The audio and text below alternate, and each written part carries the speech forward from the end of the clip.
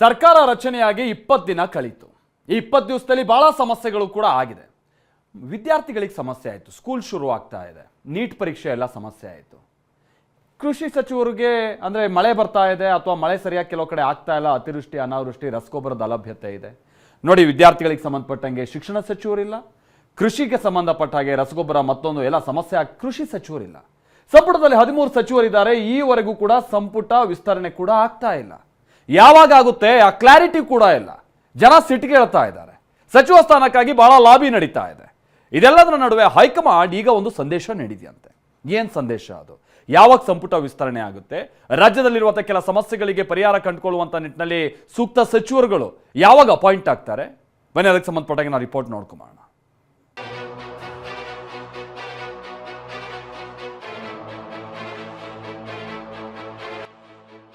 ನಮಗೂ ಸಚಿವ ಸ್ಥಾನ ಕೊಡಿ.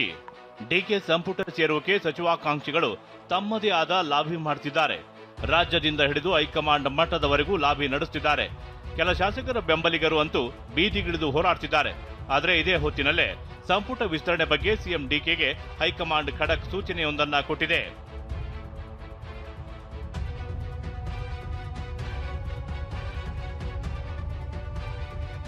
ಸಂಪುಟ ವಿಸ್ತರಣೆ ವಿಚಾರದಲ್ಲಿ ಸಿಎಂ ಡಿಕೆಸಿಗೆ ಹೈಕಮಾಂಡ್ ಕರೆ ಮಾಡಿ ಹೇಳಿರೋದೇನು ಅನ್ನೋದನ್ನೇ ನೋಡೋದಾದ್ರೆ, ಸಿಎಂ ಡಿಕೆ ಶಿವಕುಮಾರ್ಗೆ ಕರೆ ಮಾಡಿರುವ ಕಾಂಗ್ರೆಸ್ ಹೈಕಮಾಂಡ್ ಸಚಿವ ಸ್ಥಾನ ಲಾಬಿಗೆ ಅವಕಾಶ ಕೊಡಬೇಡಿ ಎಂದು ಸಂದೇಶ ರವಾನೆ ಮಾಡಿದೆ.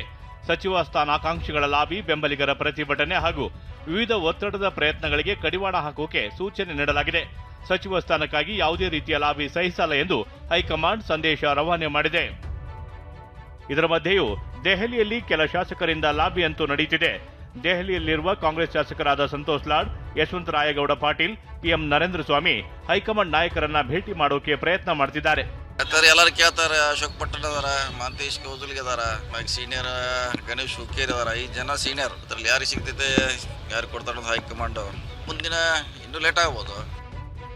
ಆರ್ಬಿ ತಿಮ್ಮಾಪುರ್ಗೆ ಸಚಿವ ಸ್ಥಾನ ಕೊಡಬೇಕು ಅಂತ ಬಾಗಲಕೋಟೆಯಲ್ಲಿ ಬೆಂಬಲಿಗರು ಆಗ್ರಹ ಮಾಡಿದ್ದಾರೆ. ಮುಧೋಳ ಕಾಂಗ್ರೆಸ್ ಮುಖಂಡರು ಒತ್ತಾಯ ಮಾಡಿದರು. ಆರ್ಬಿ ತಿಮ್ಮಾಪುರ್ ಮಾತನಾಡಿ ಎಲ್ಲವನ್ನ ಹೈಕಮಾಂಡ್ ಗಮನಿಸುತ್ತಿದೆ ಅಂದಿದ್ದಾರೆ.